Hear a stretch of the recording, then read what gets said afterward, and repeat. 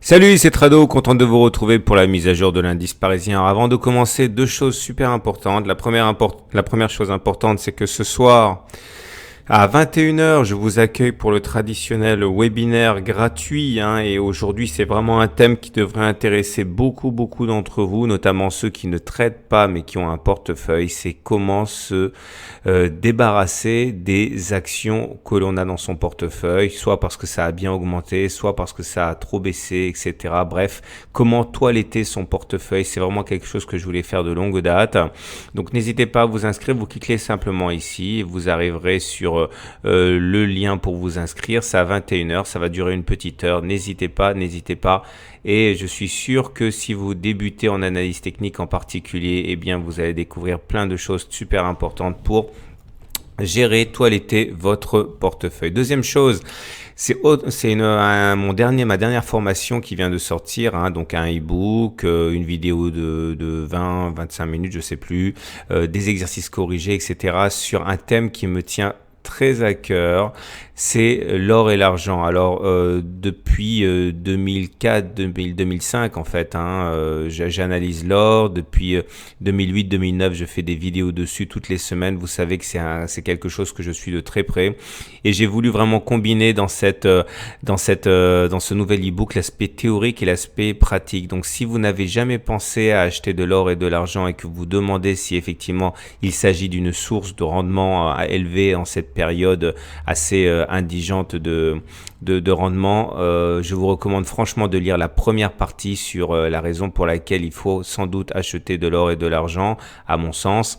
Et dans la deuxième partie, si vous avez déjà de l'or et de l'argent et que vous ne savez pas comment vous y prendre pour optimiser vos investissements, parce qu'il y a effectivement une stratégie à adopter, eh bien vous trouverez dans cette deuxième partie c'est tout ce qu'il vous faut pour répondre à cette question avec des exercices comme d'habitude. Vous allez voir, ça peut vraiment faciliter et optimiser vos investissements. Donc n'hésitez pas, c'est ici, vous cliquez et puis vous accédez directement au lien de téléchargement. Voilà.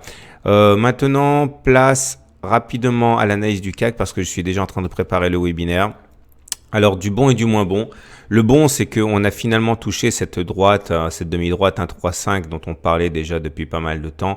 Vous savez pourquoi j'étais favorable à ce scénario? C'est parce qu'on avait cassé le super trend ici. Il est exceptionnel que l'on ne casse pas le plus haut de la bougie lors de la cassure de super trend, c'est-à-dire les 4573. Lorsque l'on brise le super trend, bon clairement, quand on casse le super trend à la hausse comme c'est le cas ici, généralement on va plus haut. C'est chose faite aujourd'hui. Mais vous voyez que j'étais sûrement pas le seul à voir ça en ligne de mire, puisque une fois qu'on a eu percuté cette résistance, eh bien on a subi un reflux assez important. Et même si a priori c'est pas mal puisqu'on finit avec 0,6% de hausse, il faut mettre ça en comparaison avec le Dow Jones ou le SP500 qui eux carrément sont sur des records historiques. Regardez, c'est comme si on montait par sympathie avec le Dow Jones, c'est comme si on montait par sympathie avec le SP500 qui lui aussi établit des records, même si sur le SP500 c'est marginal, mais le cœur n'y est pas vraiment. Alors la raison de la hausse du jour elle est assez simple, c'est d'une part le pétrole qui est monté et qui a fait exploser à la hausse les valeurs liées au pétrole, avec une augmentation de près de 7-8% du cours du brut, avec un accord de l'OPEP qui se dessine. Mais en même temps, vous voyez, les États-Unis bénéficient de l'effet Trump, effet dont on ne bénéficie pas vraiment et assez légitimement, j'ai envie de dire.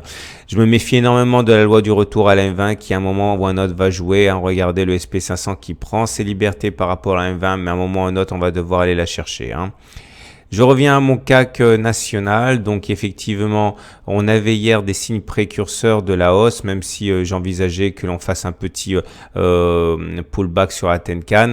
Eh bien, on a cassé cette résistance ici. Également, on avait sur le MACD ici un non-croisement haussier.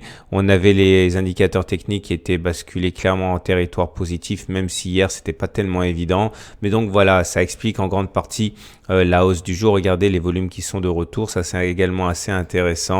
Maintenant, on peut pas faire comme si il n'y avait pas ce reflux de dernières minutes, hein, enfin de dernières heures sur les plus hauts atteints. Hein. Clairement, ce sont les baissiers qui ont repris la main et il faut vraiment s'en méfier. N'oubliez pas, la vague de Wolf est toujours active. 1, 2, 3, 4, 5. Et même si je visais la ligne 1, 3, 5, j'ai toujours dit qu'on était toujours soumis à des vents contraires avec la vague de Wolf. Et plus que jamais, cette vague de Wolf est active. Voilà ce que j'avais à dire pour ce soir. Je suis désolé, c'est un petit peu court, mais je suis en train de travailler sur le webinaire de 21h. N'hésitez pas à vous inscrire, c'est gratuit, en particulier si vous êtes débutant en analyse technique, en particulier si vous avez un portefeuille action et dont vous savez pas comment le gérer, notamment pour les sorties. Ce webinaire est pour vous. À tout à l'heure pour le webinaire.